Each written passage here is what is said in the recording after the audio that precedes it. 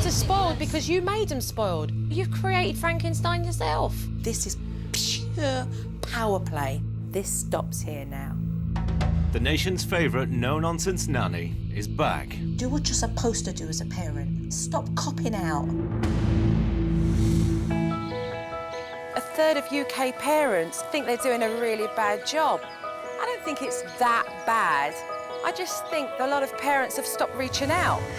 My daughter is the way she is because of no help and support.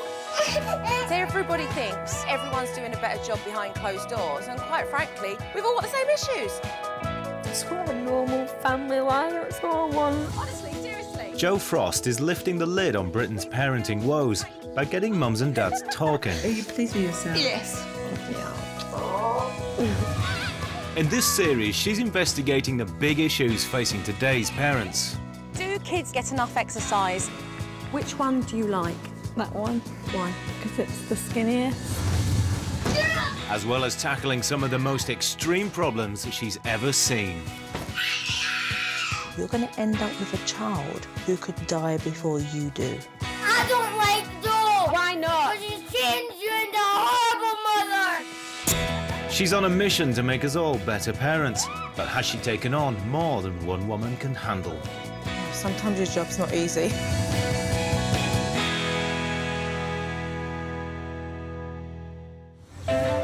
This week, Race me to the bouncy castle! Jo hosts a supersized kids party to find out if sugar really does make our children hyperactive. Surprised? Very surprised. Yeah. Oi, stop. She helps a 3-year-old who's literally tearing her hair out. And comes to the rescue of a 6-year-old boy with an eating problem so severe, it's putting his health in danger. What do you actually need? Help! When we surveyed mums and dads from around the country, the majority of you shared one major parenting struggle. Vegetables, Meat. peas.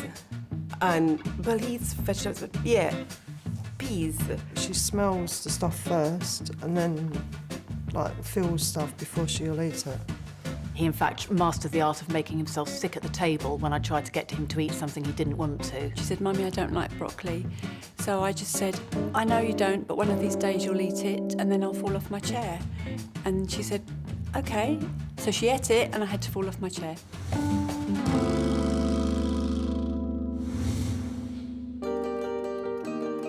But how bad does fussy eating have to be before it becomes a health risk? Meet the McLeods.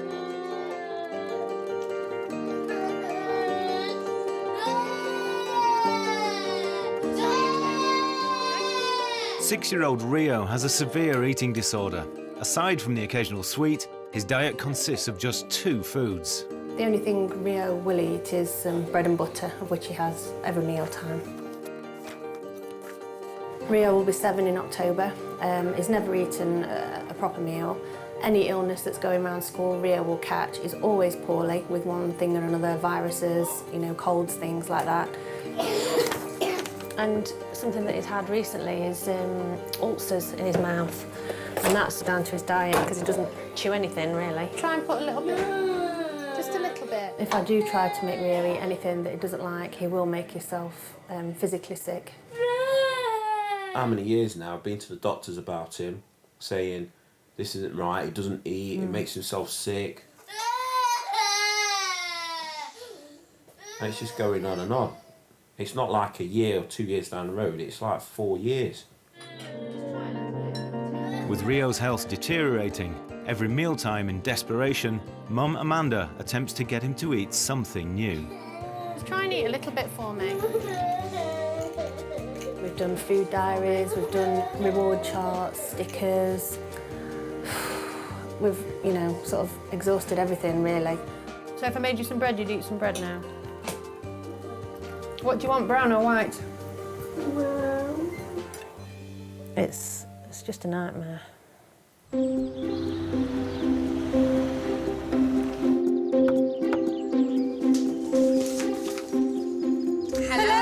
Hello, welcome. Thank you. How you doing, Jo? Nice to meet you. Hi, Jo. Nice to meet you. Come in. Yeah, of course you can, yes.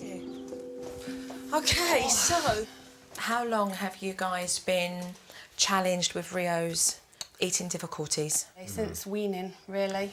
Yeah, The moment we sort of introduced anything with any sort of texture, that's when it kicked in. What age was he? Did you just say, look, we're held to ransom right now and we're just going to give him what we know will get down him, so at least he's not going to go underweight? 2, 3. Yeah. And that's upsetting for you? Yeah, yeah. How does that have an impact on how you just operate every day as a mum, as a wife? I think I just run myself ragged with trying to help. So your needs are way down there in comparison to everybody else's needs. What do you actually need? To be happy, really. I'm not, I know.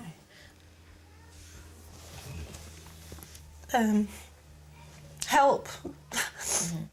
Help Rio. And just have a normal sort of family life. Oh, we have a mother who is incredibly stressed. Because right now he has the power.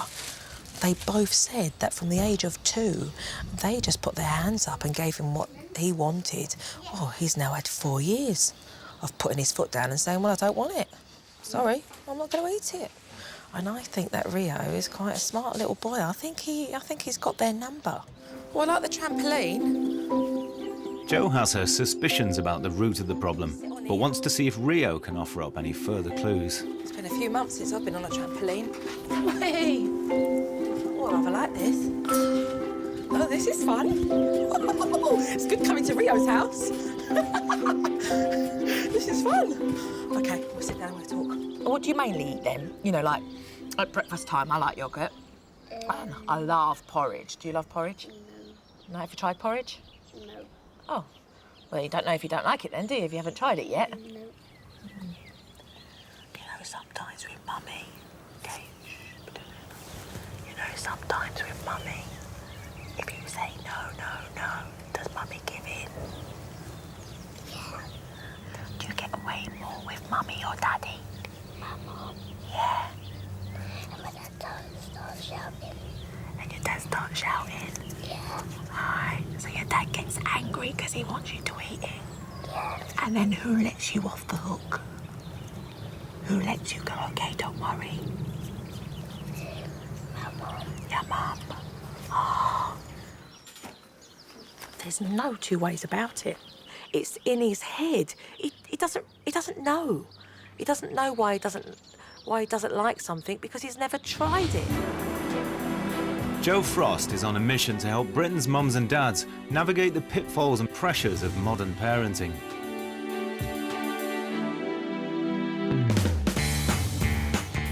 It's a widely held belief amongst parents that giving your kids sugary foods is guaranteed to make them hyperactive. But is this really true? Jo is in Middlesex to find out. Parents, how many times have you taken your kid to a birthday party to overhear another parent turn around and say, my kid's had too many sugary treats, I'm going to have to get them home before they start climbing the walls? Could it be that sugar is not to blame for our children's rowdy behaviour, and we're simply failing to recognise when our kids are just having fun? Jo is throwing a supersized children's party for 40 6-year-olds with Dr. David Daly, a specialist in hyperactive behaviour in kids. Lots of parents clearly do think there is a link between sugar and hyperactivity. We're not entirely sure why that may be. It could be simply a myth. Yeah. So, everybody take a seat. The party will test if parents really can tell if their child's behaviour is a result of eating sugary foods. To begin, Jo's divided the kids into 2 tables. On one table, she's serving a super high sugar party lunch of lemonade, chocolate muffins, jam tartlets and sponge cake. On the other table, the children are eating a low sugar lunch of mini burgers, chicken nuggets, popcorn, banana bread and fruit juice. Colorants that exist in fizzy drinks and in children's sweets have been linked to hyperactivity in children.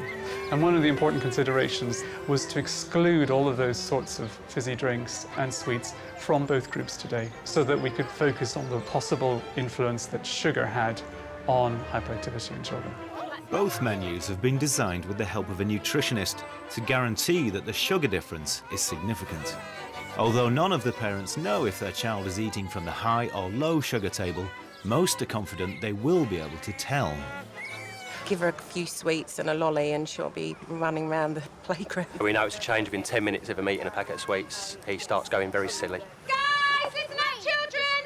If you've finished eating, you can race me to the bouncy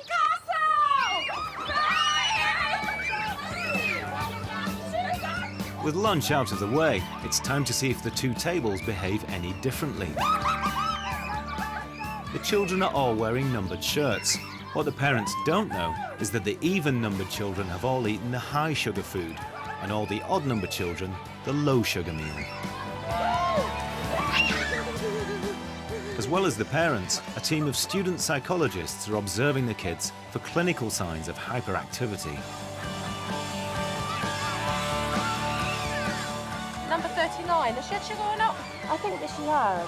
When you look at what do you say? Well, she's being very active. She's jumping around far more than what she usually would. Yeah. Because usually at this time her energy level's a lot more lower. I would love to chat to you. Okay, do you have a son or a daughter here today? Daughter. A daughter. Has she had sugar or not? Yes. She has. What number is she? 22. 22. Why has she had sugar? She's a little bit hyper. Okay, so explain what hyper is. Running around, doing cartwheels. Do kids not do that at parties, or do they do that at parties? Yeah, they do, but she's like very active, and you know.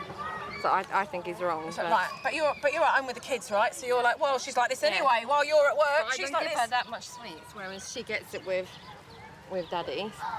So far, most of the parents have guessed wrong, but Joe's second part of the test could make things easier.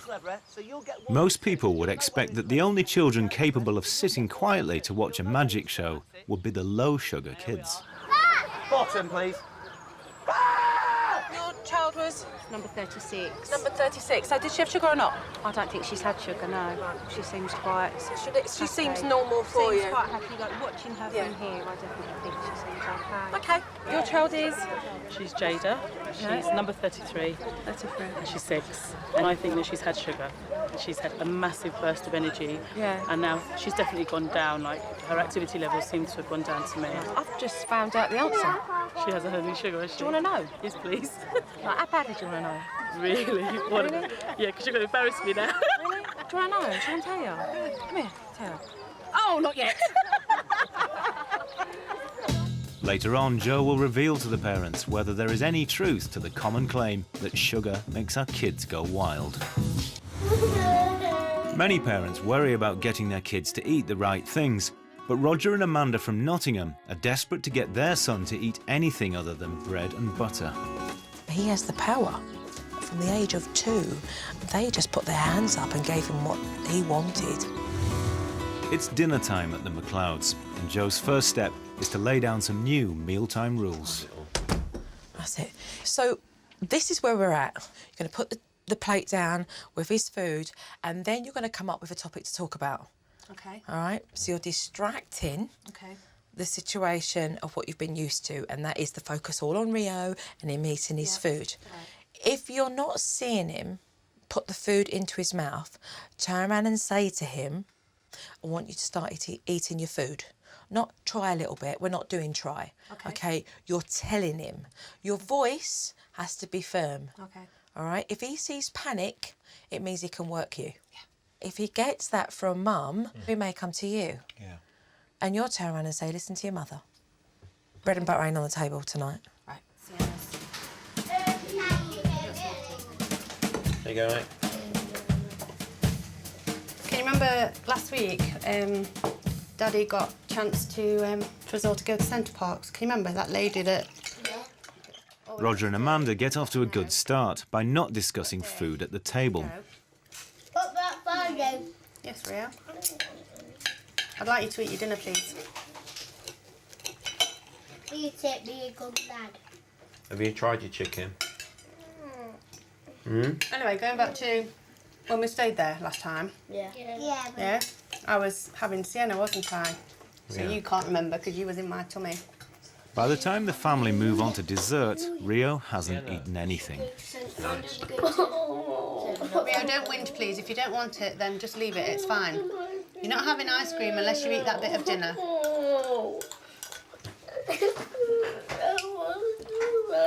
Right, Right, well, if you want some ice cream, then you've just got to eat this bit of dinner. So very calmly tell him that if he's going to continue crying, he can leave the table. Do you want to carry on sitting with us here at the table? Yeah. Right, well, you need to stop crying then. When you tell him once, it's final. There's no negotiation. He can't negotiate. Go and sit down there, please, Ria. If he coughs to the point where he throws up, you will go over there, you will wipe it, and you go, oh, that was silly, wasn't it? Because you didn't eat your dinner, then you don't get ice cream. And stop that silly noise, please.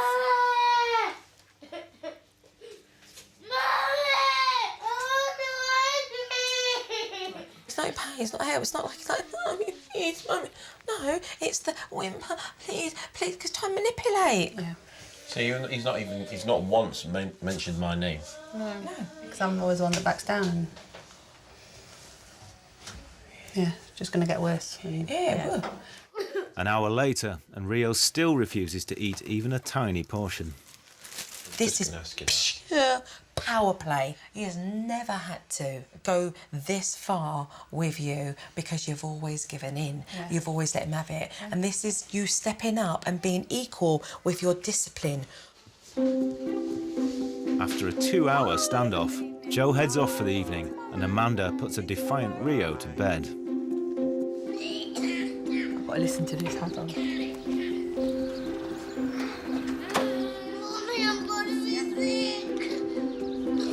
I knew this was going to happen when I left. Because he knows I won't put up with it. And he knows his dad won't. That's why he beelines for his mum. Kids are clever. Really clever. Never underestimate a child. Never. Stay strong. Break the mould. OK? This will be your toughest night. It's tough for any parent. That first night's bloody agony for him. Mummy, I'm hungry! Because I'm fed up with you shouting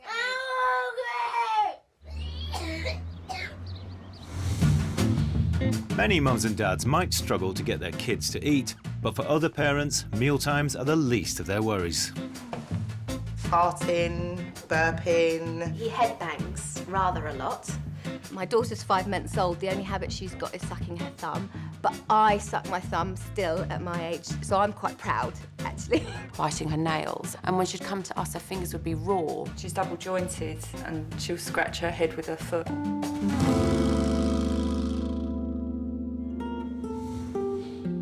But for this family, a seemingly harmless habit has turned into a disturbing obsession. Big love. 3-year-old Katie Ann has been compulsively pulling her hair out since she was born. She's gone through periods of being completely bald, and Mum Annette worries at this rate she'll never have a full head of hair. She goes from pulling out hair first from the sides, and then it goes to the front, and then to the back. There was one time where she took the whole lot out, and then she'll probably start back at the top again. You can show her the back of your hair. Whenever she's tired or bored, she just pulls Or stressed. Yeah. She's in the middle of a tantrum, then the hair, it's a real yank. If she doesn't want to do something, it can be a temper thing. It's just every emotion you could think of results in her pulling her hair. She doesn't seem to feel any pain. She sort of relishes it. It's like she enjoys it, doesn't she? No, stop now. I'm going to count. 1, 2. Do you want me to take you up to your room? Being silly now, aren't you? In desperation, Annette and Robert have tried their GP and other health professionals for help, but with no success. You know, the doctors just say it's a habit, nothing much, nobody can help you. I am worried that she's going to cause herself permanent damage, you know, because I suppose she can pull it out so many times without damaging it.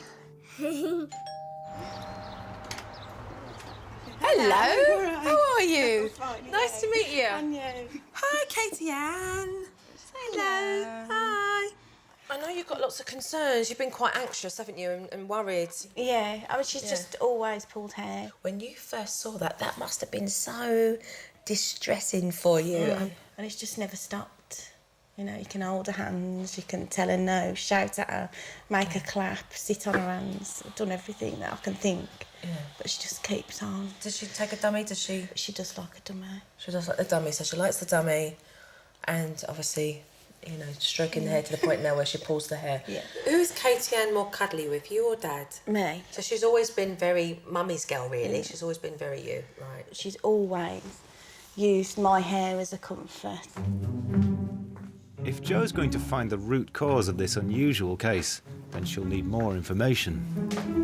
Look at you! Basketball player. Ready, go on then. Woo! That's good stuff. Perhaps Katie Ann's older brother Callum can offer up some clues. Do you think she knows when she's pulling her hair? I think it's just addictive to her. And what about of a night time? When she's Yes, sleeping? She doesn't pull it out. It's just when she wakes up like in the middle of the night and goes into my mum's room and starts pulling then. And then in another hour she asks for a bottle. So she has a milk bottle as well? Yeah. Right. There you go. Have another shot. The bottle. I mean, I didn't know anything about the bottle. I mean, I saw a dummy, and I found out through conversation with Annette that she tends to climb up on her all the time. But the baby bottle, I mean, you know, that really speaks a lot of volume here with regards to her needing so many pacifiers. Most children are weaned off dummies and bottles by the age of 2. I had a lovely conversation with Callum, and he was talking about her sleeping. Yes. And about how she comes into the bed and stuff, and how she likes a bottle. Between 8 and 9 at night. About 8 and 9 at night. It knocks her out. So these ones? Yeah, she used to have like 4 a day. She used to have 4 a day. And she's been doing that up until now. Up until about 3 or 4 weeks ago. Right, okay. And now she's down to about that much of a night, and that's it. It's not just the milk bottles and dummies that Katie Ann's dependent on. Mum and daughter are also inseparable. Don't wash your hands then, Munchkin. No. What do you mean, no? It's not usually this argument, seems to be fair. Kate, it's a beautiful picture. Yeah. Oh, just 1 second. When she's doing what every other toddler does, and that's go, no, I don't want to do it yet, or I don't want to finish doing what I'm doing because she's having fun and she's enjoying it. Is it difficult for you to actually know how to approach that situation in case she gets angry and then she starts to pull her hair and then you're like, God, she's pulling her hair, and that's what I do tiptoe a lot because I don't want her to pull her hair. Yes. If I'm not watching her all the time, she's pulling her hair. That's draining. I can't leave her for a second. But that's like being joined at the hip, isn't it, really? We've got to go everywhere. Yeah. Katie Ann is 3.5, and a 3.5-year-old is more than capable of drinking out of a cup and not using a baby bottle. Why does she need a dummy? Come on then, Munchkin. Because she wants Mum's attention, full stop. Mum is constantly giving in to her demands with cuddles, bottles and dummies because she's scared that she'll throw a wobbly and pull her hair out. What I really want to do is get Annette to stop reacting to the hair pulling and start separating from Katie Ann so she becomes less dependent. The big question is Mum willing to change and start letting go? It's a nice day for it. Jo is in Nottingham helping Roger and Amanda MacLeod tackle their son's severe eating problem. Yesterday she introduced some new mealtime rules that did not go down well with Rio. This is pure power play. The family never eat out in public for fear of being embarrassed by Rio's uncontrollable tantrums. Jo's got a plan to challenge this head-on at their local. There's all different kinds of meats. That looks good. Which there's gammon and there's turkey, which is like chicken. You don't want it? See him psyching himself up about it already, and just don't need it. We just want to come in and sit down and eat. Just try a little bit for me. If you don't put it in your mouth, and just chew to see whether you like it. You'll never know. Just try a little bit. Just try a little bit. Just put a few. You've got to, look, the lady's waiting. We've got to hurry up. After some persuasion, a reluctant Rio sits down with a plate of food. Put it up. That door there. The family do their best to stick to Joe's new rule of not discussing food at mealtime. Yes. Yeah. I woke up in the middle of the night. Yeah. My pillows. For 6 years, Rio's been the centre of attention at the table. It seems Joe has thrown him off his game. That's a true story. He's the boy that came out of there. And they still remember each other and they've started playing together again, so it's quite nice. That's nice. Yeah. All in the neighbourhood, right? Yeah. Everyone else is finishing up, but Rio still hasn't eaten.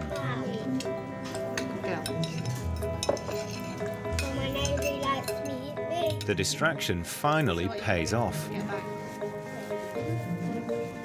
As Rio takes a bite without any prompting from Mum. Friday, I think. Yeah. Good boy. Well done, Rio. That's great. How do you feel now? Happy. Well done. The lunch marks a milestone for the family. Well done. I'm going to take Sienna. Rio has eaten a whole piece of chicken and they've survived a tantrum-free meal together for the first time. It's just... Oh, honestly, I could cry. Unbelievable. If we'd have persevered with it, then we wouldn't have got to this stage probably.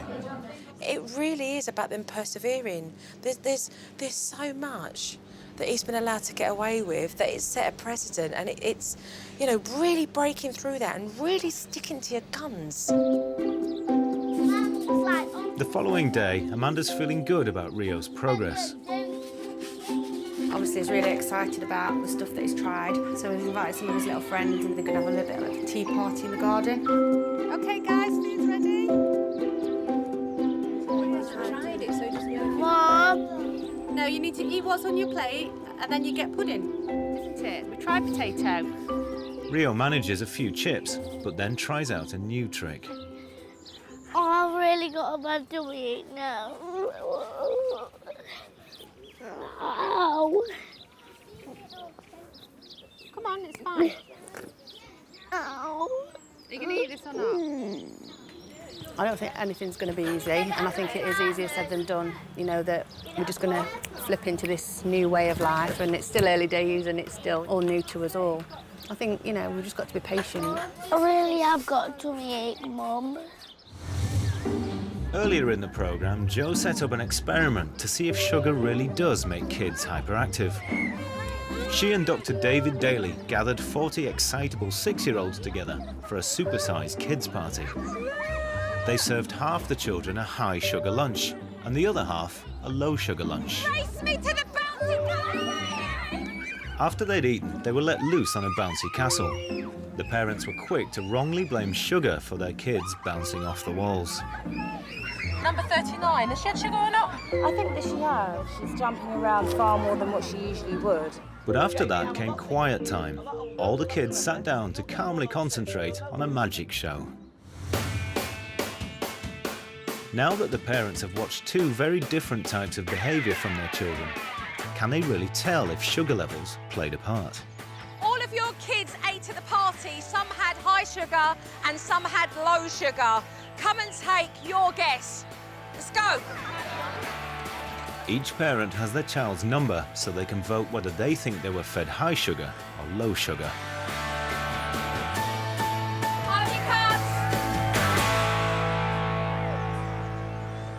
It seems that the calm behaviour the parents just witnessed led many of the high sugar parents to believe that their little ones were not dosed with sugar. For those of you who had children with even numbers, your child ate from the high sugar content. How many of you were wrong? Put your hands up, honestly, seriously. That's for half of you. Half of you. When the parents saw energetic behaviour, most of them assumed it was triggered by sugar. But when they saw the kids calmly sitting down, they changed their minds, convinced anyone who had eaten sugar couldn't behave this way. Regardless of whether the kids had a high or low sugar lunch, the parents' answers were the same. They put their child's behaviour down to sugar. Absolutely no difference between the two groups. So having a high sugar lunch or a low sugar lunch didn't play any role in influencing the child's hyperactive behaviours. It's just that it's more exciting being at a party with a load of other children. And that was noticeable by the observers. Surprised? Very surprised. Yeah? You're going to think twice now, aren't you? Mm-hmm. For some reason, I always thought that sugar, it makes them really hyper, but it's proved that that's not the case. I think the environment makes the children more excitable than actually having a lot of sugar.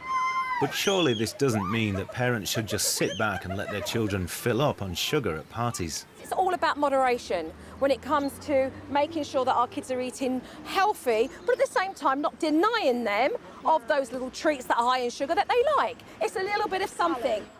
Today, we've been at a party. If you're at a party and your child is not wanting to leave, then count them down, so that it helps them to accept the fact that they have to leave the party. I agree with what you say. I think it's good you give them a 5-minute warning, because no one's going to want to stand up when they're in the pub and suddenly leave, are they? Right, we're going home, let's go. So exactly. Do the same to your children. And I also think that if you're in a situation where your kids are misbehaving, take them away. Yes. Take them away from the party and have a quiet word with them and actually say to them, this is how I expect you to behave. When you're on your way to the party, tell them, we're going to the party, we're going to have fun. This is what I expect from you.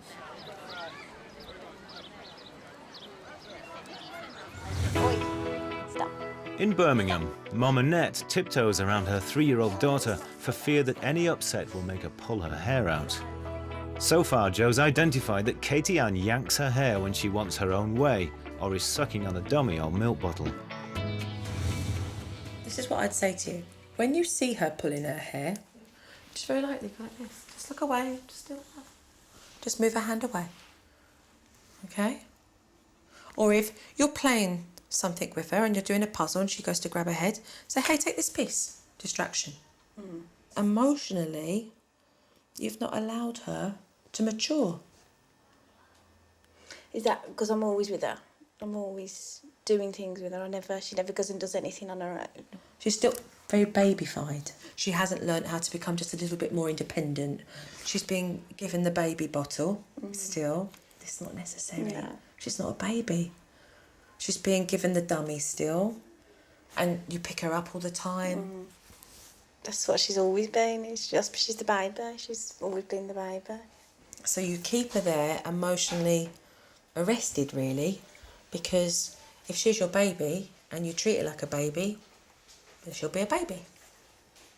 I would say that it's absolutely important that the dummies go. I don't know, I'm going to get rid of the dummy though. I'm about to give you something very magical that has 100% success rate. Yeah, okay, that's good. Okay.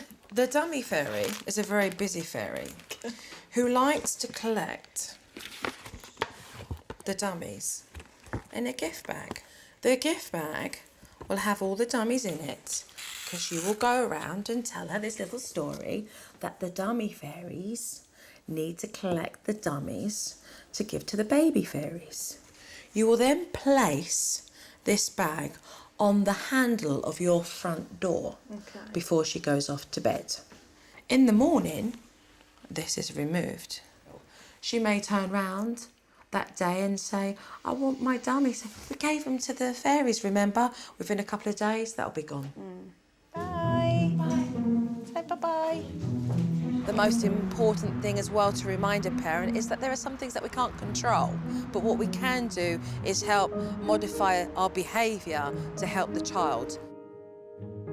So you have to say, right, dummies, goodbye. I don't need you anymore. You're going to the babies. You're going to the babies? Yeah, and your bottles. Because you don't need them if you're going to the fairies. Hey! She's put the dummy and the bottles in the bag and they're hanging on the door waiting for the fairy now. So, and she knows when it's bedtime, that's when he'll come, when she's asleep. So, touch wood, if it's that easy, I think I'll fall over tomorrow if it's worse. But, you know, it's gone well so far.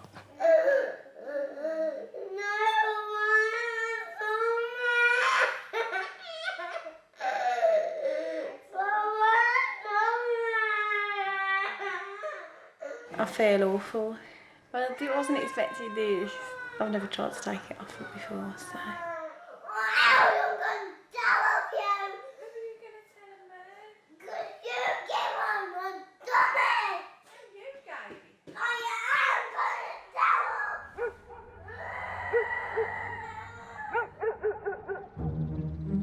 It's the next morning as the dummy fairy worked her magic. Katie was extra tired and then wanted a dummy. And she screamed for like 2.5 hours and kicked and screamed and kicked and screamed and screamed and screamed. And then she realised the dummies were still where she'd left them because the fairy hadn't been yet. So, yeah, she's had a dummy. Within 30 seconds, she was asleep. I do think there is a connection with dummy and hair as well now because she had all that temper tantrum she had for the 2.5 hours. She didn't once pull her hair and she didn't pull mine either. And then the minute she put a dummy in her mouth, the hand was on her head. So it could be a link there as well. So hopefully if we get rid of the dummy, maybe the hair will stop as well. Things aren't going any better in Nottingham either. Right, so are you having brown or white? Oh, hard decision. Rio has reverted back to his old mealtime staple, and Roger and Amanda are despairing. Joe's returning for one last time to see exactly where Mum and Dad are going wrong. Hello, how are you? How are you? All right, Good to see you. How's things been? You been like this? Yeah, Yeah. very. Up and down. Up and down, up and down. Yeah. Yeah. Yeah. Very. Yeah. Okay. Yeah. Right.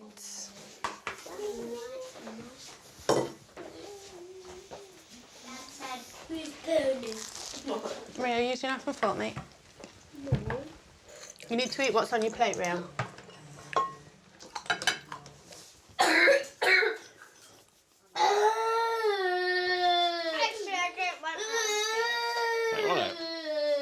Rio, if you're going to make that noise, you're going to go sit down there.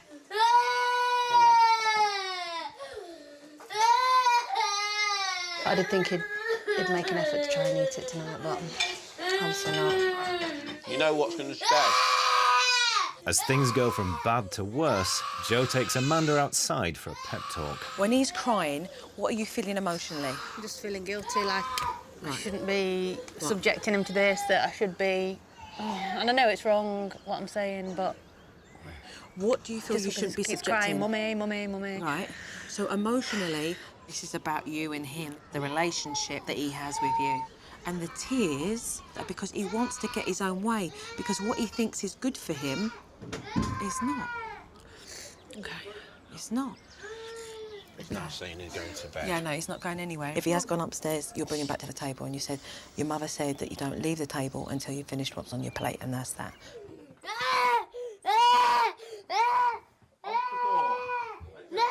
I'm not fighting you. Stop.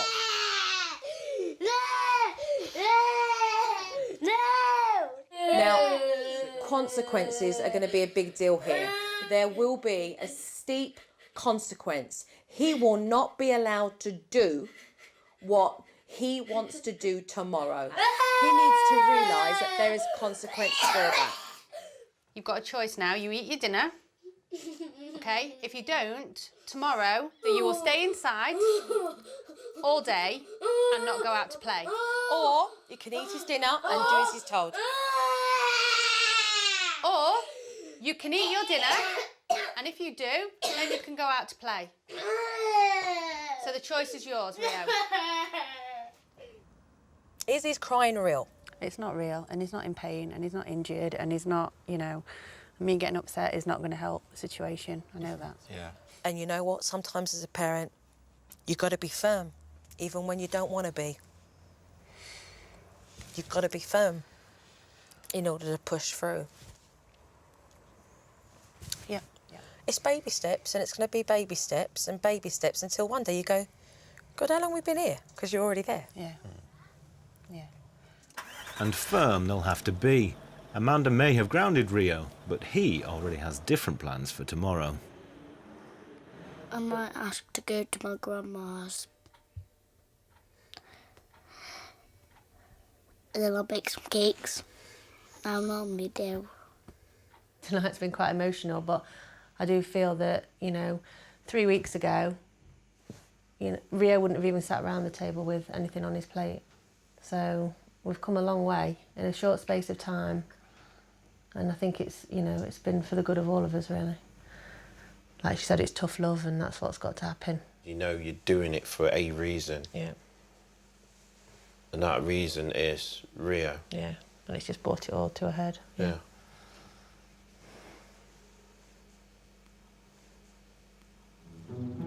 The following day, a grounded Rio decides to test how committed Mum is to Joe's tough love approach. So this is Rio.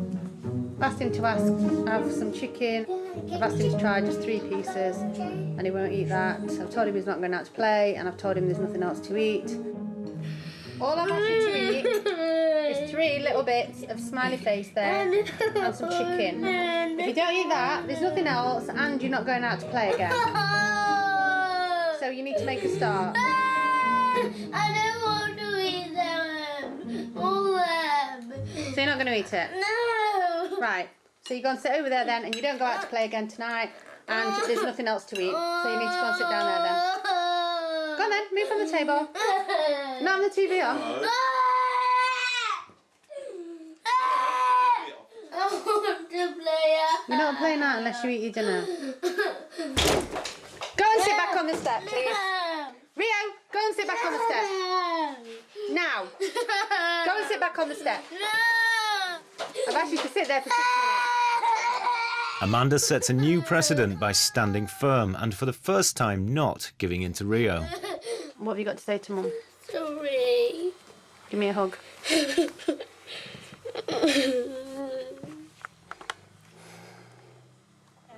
Joe's told Annette to stop babying Katie Ann and bin her bottles and dummies. She realised that the dummies were still where she'd left them because the fairy hadn't been yet. 2 weeks on, and Joe wants to find out if there's been any progress. Hello. Hello. So fill me in. What's been happening since I've been gone? We had a bit of a disaster with the dummy fairy, so it didn't quite work. What didn't quite work? And basically went down the stairs and got it. You didn't follow through with it and throw him away as soon as she went to bed? Yeah. But I have stopped her in the day. There's definitely an association in the day, pulling her hair. So she stopped pulling her hair as much since she stopped using the dummy during the day? Absolutely, yes. Chuck them in the bin outside or cut them, cut the teat. That's a good idea, actually, yeah. All right. Take care. See you, bye. Bye-bye. Bye. Well, there you go. Sometimes it's not about the child unable to give up. Sometimes it's about the parent not being able to do it, because I know that the dummy fairies do exist, and when they take the dummies, they never give them back. It's always the parents. Good to talk to Joe again, because now I know it's got to go, and that's it. Keep it gone. Fingers. Not fingers crossed, because it's got to go. A few months later, and has Annette finally made any progress? Since Joe's gone, I've stopped the dummy in the day. She still has it for bedtime, but it literally just goes to sleep and then it's gone again. Hello, monkey. What's your fingers? 3 months ago, we got a child that was pretty much bald, to having a child that's got a full head of hair, who's much happier and calmer in herself. It's less stressful for me because I was before constantly watching her 24/7. Stop pulling her hair, stop pulling her hair, stop pulling her hair. I couldn't go off and do anything, but she doesn't anymore. It's sort of calmed the whole house down. From that point 3 months ago, when we were all on stress and no hair child, we've gone from that to having a child that's pretty much looking normal. 2 months ago, Rio was a child traumatised by food who existed on a diet of only bread and butter. I'm not fighting you. Stop. Sometimes as a parent, you've got to be firm, even when you don't want to be. Joe warned Amanda and Roger they needed to take a hardline, tough love approach to get their son eating. Have they stuck to her advice? I'm pleased to say that we've not had any tantrums at all at the table since Joe was with us.